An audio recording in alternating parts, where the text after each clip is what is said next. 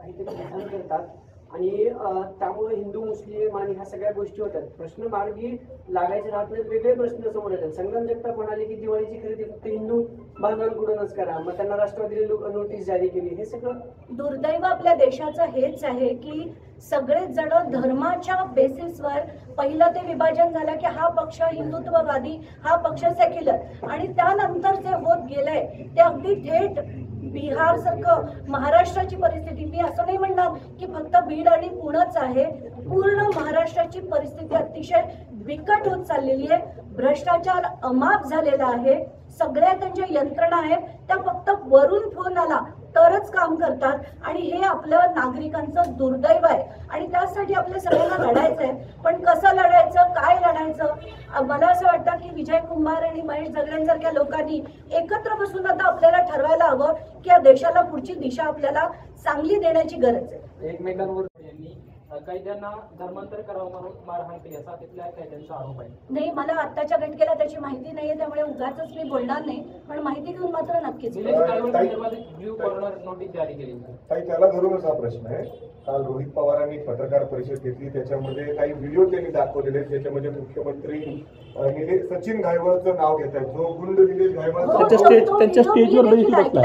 तो व्हिडिओ मी देखील ऐकला आणि त्याच्यात अगदी माननीय, अगदी आपण कार्यक्रमाला सुरुवात करतो तेव्हा जी यादी वाचतो त्याच्यात मुख्यमंत्री त्यांचं नाव घेतात, आणि आज हाच व्यक्ती म्हणजे जे झालंय ते सगळ्या महाराष्ट्राच्या पुढे आहे आणि आत्ताच्या घटनेला तो फरार आहे.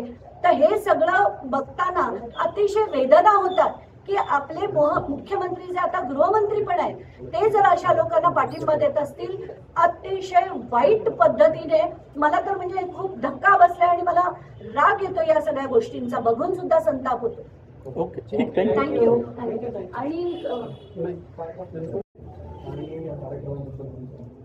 12 ऑक्टोबर 2005 ला RTI हा कायदा आपल्या देशात अंमलात आलाय आणि माहिती अधिकार हा जवळजवळ 100 देशांमध्ये आहे, वेगवेगळ्या प्रकारे आहे.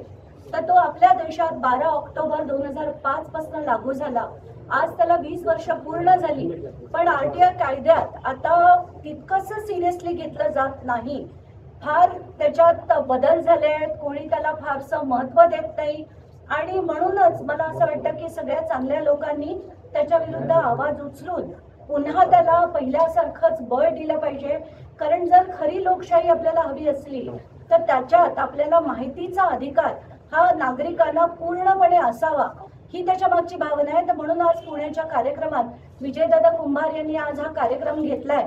तर त्या कार्यक्रमाला मी आणि सर इथे उपस्थित आहोत, आणि मला असं वाटतं की हा कायदा पुन्हा पूर्ववत पूर्ण ताकदीने करण्यात यावा, यासाठी आम्ही आता मागणी करणार आहोत. पुण्यामध्ये निलेश घायवळ प्रकरण मागच्या काही दिवसांपासून सातत्याने आरोप केला की या सगळ्या पोलिसांना हाताशी धरून ते सगळे राजकीय नेते सगळे काम करतात. मला एकच प्रश्न विचारावासा वाटतो की महाराष्ट्रातलं पोलीस खरंच काही काम करतंय का? कारण मला आता जर आपण चोरीचं एखादं प्रकरण घेऊन पोलीस स्टेशनला गेलो, कोणावर अत्याचार झाले म्हणून घेऊन गेलो, पोलीस काडी मात्रही काही काम करत नाही. पण वरनं फोन आले, राजकारण्यांचे फोन आले, आमदाराचे फोन आले, मंत्र्याचे फोन आले, तर तेच पोलीस काम करताना दिसतात. पण लोकांसाठी पोलीस यंत्रणा काम करत नाही, आणि म्हणूनच मला खरंच आता असं वाटतं की काहीतरी फार मोठा बदल घडून पोलीस यंत्रणांना काम करण्यास जर आपण भाग पाडलं तरच याच्यातनं काहीतरी नवे दिवस येतील. कारण आत्ताच्या घटनेला मी बघते ना, ते so called anti corruption bureau यांची कामं काय, तर 5,000ची लाच घेताना पकडणं, रंगे हात पकडणं, 10,000ची लाच घेताना रंगे हात पकडणं. अँटी करप्शन ब्युरो हे स्कॅम्स इन्व्हेस्टिगेट करतच नाही. ACB काय, EOW काय, CBI काय, या सगळ्या यंत्रणा फक्त कॉलवर काम करतात. ईडी तर कम्प्लिटली म्हणजे त्यांना सांगितलं गेलं आज प्रताप सरनाईकांच्या मागे लागा, आज एकनाथ शिंदेच्या मागे लागा, त्यांना आपल्या भाजप पक्षात परत घ्यायचंय, तर ती एवढी यंत्रणा काम करते. त्याच्या पुढे ती यंत्रणा कधीही काम करत नाही. कुठचाही विषय चौकशी लागते, चौकशी लागली की ते आज तगायत, कुठचाही रिपोर्ट बाहेर येत नाही आणि कोणीही जेलमध्ये जात नाही. परिस्थिती ओढवली, आगामी काळ हा सगळा दिवाळी आहे, सण आहेत, खरंच या शेतकऱ्यांपर्यंत मदत पोहोचेल का नाही अशी देखील शक्यता वर्तवण्यात येते.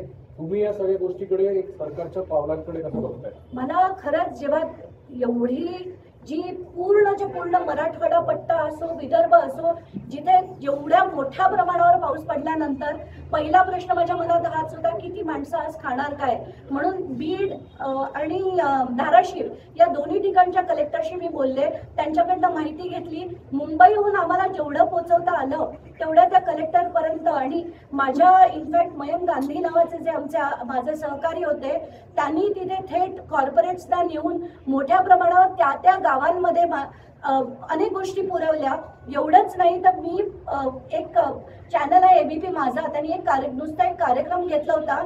त्याच्याकडे त्या कार्यक्रमात असंख्य मुलं जी मुंबई पुण्यात शिकतायत, जी खरं त्यांचे आई वडील मराठवाड्यातले शेतकरी आहेत, त्यांची माहिती मी घेतली. ती झी 24 तास नावाच्या दुसऱ्या चॅनलला दिली आणि त्यांना सांगितलं की तुम्ही याच्यावर कार्यक्रम करून त्यांना, त्या मुलांना मदत पोचेल असं करा. माझ्या मिस्टरांच्या ऑफिसमध्ये त्यांच्या CSR अंतर्गत त्यांना मदतीचा हात दिला. आणि एवढंच नव्हे तर मला वैयक्तिकपणे जेवढ्यांना मदत पोचवता आली, तर जालन्याची काही मुलं होती त्यांची थेट फी देखील आम्हाला जेवढं झेपेल तेवढं आम्ही पोचवलं. कारण मुलांना शिकण्याची गरज आहे, शेतकऱ्यांना आधार देण्याची गरज आहे. आत्ताचं सरकार नुसतं त्यांच्याकडे मतं फोडण्यासाठी पैसा आहे, त्यांच्याकडे राजकारणी फोडण्यासाठी पैसा आहे, पक्ष फोडण्यासाठी पैसा आहे, पण शेतकऱ्यांना देण्यासाठी पैसा नाहीये. हे दुर्दैव आहे महाराष्ट्राचं.